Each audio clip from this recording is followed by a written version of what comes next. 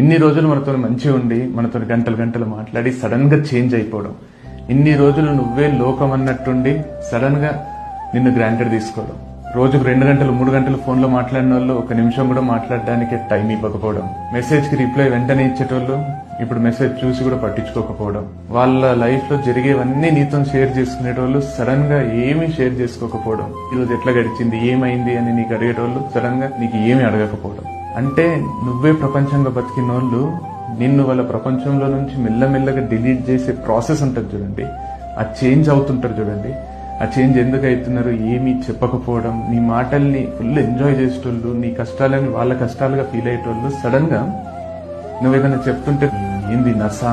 అని బిహేవ్ చేస్తుంటారు చూడు, అది పెట్టే నరకం ముందు వాళ్ళు వదిలేసి వెళ్ళిపోవడం బెటర్ అనిపిస్తుంది. సో ఎప్పుడు కూడా ఒకవేళ మీకు ఆ మనిషి నచ్చకపోతే చెప్పి వదిలేసి వెళ్ళిపోండి, కానీ వాళ్ళని గ్రాంటెడ్ తీసుకొని వాళ్ళు అసలు ఎగ్జిస్టే కానట్టు బిహేవ్ చేయడం అంత నరకం ఇంకోటి ఉండదు, అంత బాధ ఎవరికి ఇవ్వకండి.